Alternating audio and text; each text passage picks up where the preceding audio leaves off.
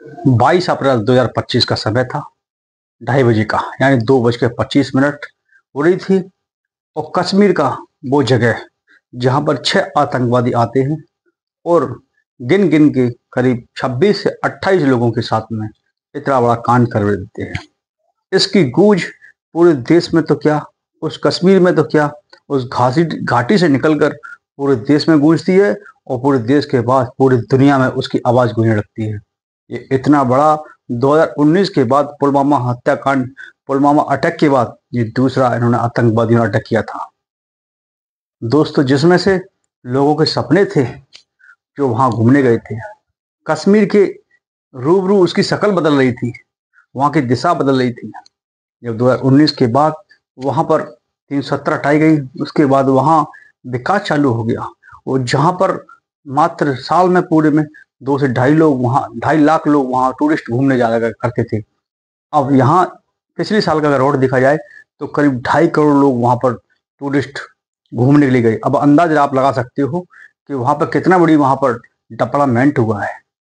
दोस्तों नमस्कार, हम आपको पूरी कहानी सुनाते हैं पहलगांव की, जो कश्मीर में एक घाटी है। उस घाटी में देश के कोने कोने से लोग घूमने के लिए वहां गए थे। 22 तारीख का दिन था, डेट थी और समय हो रहा था करीब 2-2:30 बजे। लोग अपने अपनी घूम रहे थे, एंजॉय कर रहे थे। कोई सेल्फी ले रहा था, कोई रील्स बना रहा था। इस तरीके के वीडियो बना बना के अपने सोशल मीडिया पे वो डाल रहे थे। कुछ ऐसी फैमिलियां थी जो घूमने के लिए वहां जाने वाली थी, वो तब तक उनका खाना या कोई किसी कारणवश वो वहां नहीं पहुंच पाई। तो वो तो कह रहे हैं कि शुक्रगुजार उस परमात्मा का कि हमारे इस घटना में नहीं पहुंच पाई, नहीं हमारे साथ में भी ऐसी घटना हो सकती थी, हम भी उस घटना मार जाते। लेकिन जब आतंकवादी वहां पहुंचते हैं तो वो एक नहीं, दो नहीं, 28 लोगों के साथ में इस हत्याकांड को अंजाम देते हैं। और वो भी जाति के नाम पर नहीं, धर्म के नाम पर। उनसे पूछते हैं तो तब भी उनसे विश्वास नहीं होता है, तो कईयों के तो कपड़े उतरवाते हैं, कलमा उनसे पढ़ाया जाता है। ऐसा दुस्साहस किया उन आतंकवादियों, कौन थे, क्यों किया उन्होंने अटैक, ऐसा क्या कारण था, क्या हमारी चूक रही जिसमें वो कश्मीर में दोबारा से वो इनपुट हो गए आखिर। इन आतंकवादियों ने कितने घरों का चिराग बुझा दिया। किसी की भाई, किसी का पति, किसी का बेटा आस लगा के बैठे थे घर से बहुत से लोग कि हमारे परिवार के लोग घूमने गए हैं, वापस आएंगे, लेकिन वो नहीं आए। पत्नियां बिलख रही हैं, चिल्ला रही हैं, बच्चे चिल्ला रहे हैं, लेकिन उन आतंकवादियों के अंदर कोई रहम दया नहीं थी। उनको तो टारगेट था कि इन लोगों को किस तरीके से मारा जाए, और वो अपने मंसूबों में निकल गए। लेकिन इसका पूरा जो जो संगठन है लश्कर तैयबा पाकिस्तान का, उसने इसका पूरा अपने ऊपर लिया है कि हाँ हमने ही आतंकवादी हमला ये कश्मीर के अंदर हिंदुस्तान के ऊपर कराया है। अब लश्कर तैयबा जो वहाँ का संगठन है जो आतंकवाद गतिविधियों में संलग्न रहता है और पाकिस्तान का इसमें पूरा सहयोग रहता है, तो भारत सरकार ने अब उस पर एक्शन ले रही है। किस तरीके से वो एक्शन लेती है, पूरे देश के अंदर आग लगी हुई है। जो इसकी कहानी सुन रहा है, जो घटना देखता है, वो लोगों के दिमाग से निकल नहीं रही है। उन महिलाओं के, उन बच्चों के अगर वो गूंज से उनके कान तक वीडियो के माध्यम से पहुंचती है तो लोगों के आंसू निकल आते हैं। इस आतंकी हमले में करीब 26 लोगों की जानें गई, 17 लोग इसमें इंजर्ड हैं। इसमें एक मुस्लिम व्यक्ति है सैयद अहमद, जो कि वो भी इसमें घायल है। एक ईसाई व्यक्ति है, वो इसमें उसकी भी जान इसमें गई है। इन मरने वालों में सभी 26 नौजवान, सभी पुरुष थे। और जिसमें से एक व्यक्ति थे जो राकेश जयपुर से थे, वो अपनी पत्नी के साथ में शिमला में पहले पार्टी शादी विवाह में जाते हैं, उसके बाद अपनी पत्नी को लेके कश्मीर पहुंचते हैं वहाँ घाटी में घुमाने के लिए। वो यूएसए में नौकरी करते हैं और वहाँ उनके साथ में ये आतंकी हमला हो जाता है। एक थे इसके बाद नेपाल से घूमने आए थे यहाँ पर, वो भी अपनी पत्नी के साथ में वहाँ बच्चों के साथ में घूमने आए, उनके साथ में भी ये हादसा हो गया। हरियाणा के विजय नानवा, जिनकी 6 दिन पहले शादी हुई थी, वो अपनी पत्नी को लेकर हनीमून मनाने के लिए वहाँ कश्मीर पहुंचे थे। और ये उनको जिंदगी भर उनकी पत्नी को याद रहेगा कि ऐसा जिंदगी में उनकी पहली बार हुआ जिसमें उनके पति की जान चली गई। उस हनीमून को किस में तब्दील कर दिया उन आतंकवादियों ने। पहलगाम जहाँ पर वहाँ टूरिस्ट लोग घूमने गए थे, वहाँ पर कोई जगह नहीं थी जिससे वहाँ गाड़ी पहुंच जाए, इसलिए वह रास्ता जो थे वो सिर्फ ओनली वहाँ पर खच्चर के से जाया जा सकता था। जब आतंकवादियों ने उन पर हमला किया तो वहाँ एक परिवार था जो बिहार का एलटीसी लेकर आए थे अपने परिवार में, पत्नी 2 बच्चों के साथ में। तो जैसे भी गोलियों की आवाज़ सुनते हैं वो पूछते वहाँ आप पास के टेंट में अपनी जान बचाने के लिए पहुँचते, लेकिन वो आतंकवादी वहाँ भी धमकते हैं और धमकने के बाद जैसे ही वो उनसे कहते हैं कि आप ये कलमा सुन के पढ़ के सुनाइए, तो वो नहीं सुना पाते हैं, तो वहाँ भी उसके गोली मार देते हैं और उसमें उनके पिता की जान चली जाती है। तो इस तरीके से वो ऐसे ही लोगों से, किसी से कपड़े तुड़वाते हैं, किसी से कलमा पढ़वाते हैं, किसी से पूछते हैं। एक जो महिला थी वो गोलगप्पे खा रही थी और वो वहाँ आके दोनों आतंकवादी उनसे पूछते हैं और कहते हैं ये शायद मुस्लिम नहीं लग रहे, हिंदू हैं, और इतने में वो गोली शूट करते हैं और उसकी आंखों के सामने उसके पति की जान चली जाती है। लेकिन वहाँ जो हमला हो जाता, वहाँ पर हमला होने के बाद ना तो वहाँ लोकल की पुलिस पहुँच पाती है, ना ही आर्मी पहुँच पाती है। तो वहाँ जो लोकल के लोग होते हैं जो खच्चर चलाते हैं, उन खच्चरों के ही माध्यम से जो लोग इंजर्ड हो गए थे उन लोगों का अस्पताल वहीं पहलगाँव के हॉस्पिटल में उनको ले जाया जाता है, जहाँ करीब उसमें 12 लोग हैं वो उसमें से सेफ हैं और करीब 26 लोगों की उसमें जाने जा चुकी हैं। अब दोस्तों ये देखिएगा कि ये पूरी घटनाक्रम हो जाता है, उसके बाद पाकिस्तान का ये लश्कर तैयबा का इसने इस हमले की पूरी जिम्मेदारी ली है।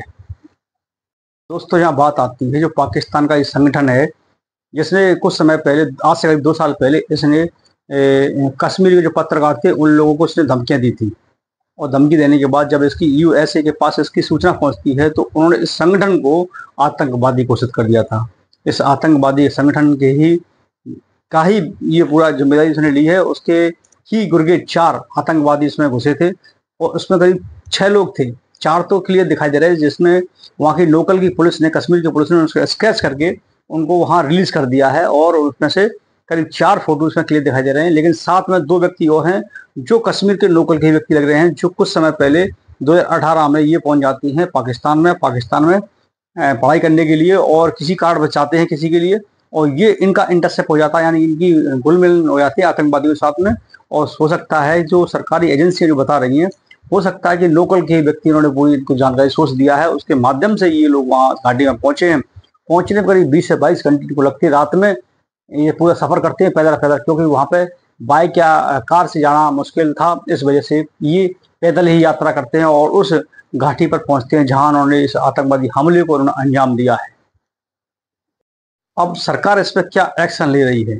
सरकार अपनी एजेंसियों से जांच करा रही है, एनआईए को इसकी पूरी जिम्मेदारी सौंपी गई है। लोकल की पुलिस, आर्मी, यानी सब वहाँ जितनी फोर्स हैं लगा दिए गए हैं, जिसमें से पुलिस अपनी पूरी आर्मी अपनी लगे हुए आतंकवादियों को पकड़ने में या उनको ढेर करने के लिए पूरी तरीके से कश्मीर में चारों चप्पे चप्पे पर लगी हुई है। लेकिन कहीं ना कहीं इसमें हमारी चूक रही है, हमारे गवर्नमेंट की चूक रही है, हमारे वहाँ की प्रशासन चूक रही है। अगर पूरे कश्मीर के अंदर यदि सिक्योरिटी अलर्ट होती तो मालूम है कि यहाँ पर करीब 2.5 से 3 करोड़ लोग टूरिस्ट वहाँ घूमने जा रहे हैं, क्योंकि इसको एक मिनी स्विट्जरलैंड भी कहा जाता है, इसलिए देश दुनिया से यहाँ लोग घूमने के लिए वहाँ जाते हैं।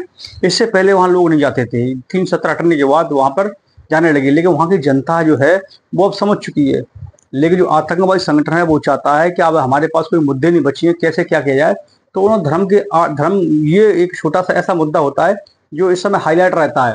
ये बहुत आराम से इसको हाईलाइट कर सकते हैं कि हिंदू मुस्लिम करने के बाद धर्म के आड़ में ये बंटवारा झगड़े आपस में हो जाएंगे तो वो इसमें जिंदा बने रहेंगे। यानी ये उन आतंकवादियों का पूरा प्लानिंग है कि कैसे भी करके हिंदू मुस्लिम करके उनको ऐसा टारगेट किया जाए जिससे उन लोगों में दूसरे के प्रति नफरत पैदा हो जाए।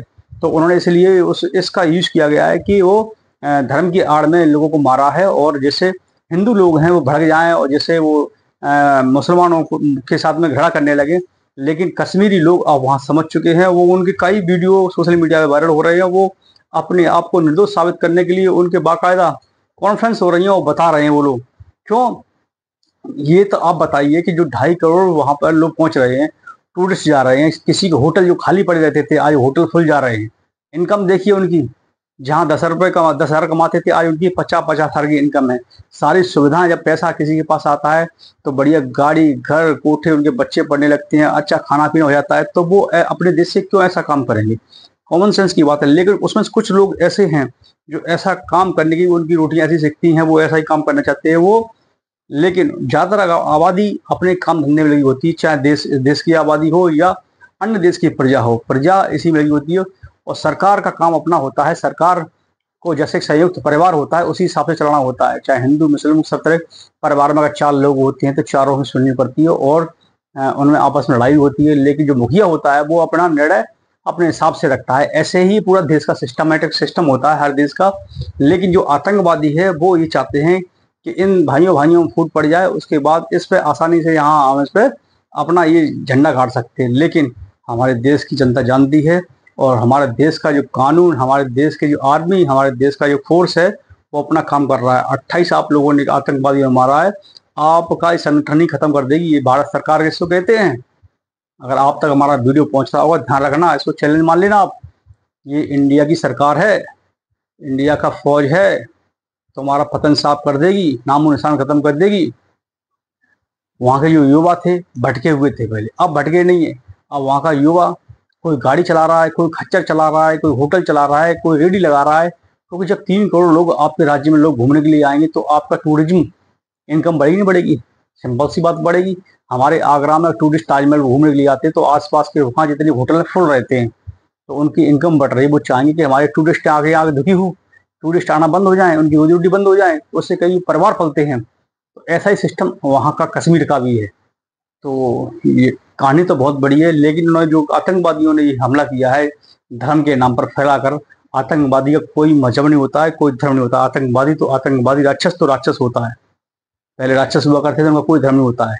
वो कोई भी आदमी हो जिसको मार देती है। ये तो सिर्फ ओनली इन्होंने हिंदू मुस्लिम करने के लिए, हमारे देश में बंटवारा, हमारे देश के अंदर झगड़ा होने के लिए उन्होंने किया है।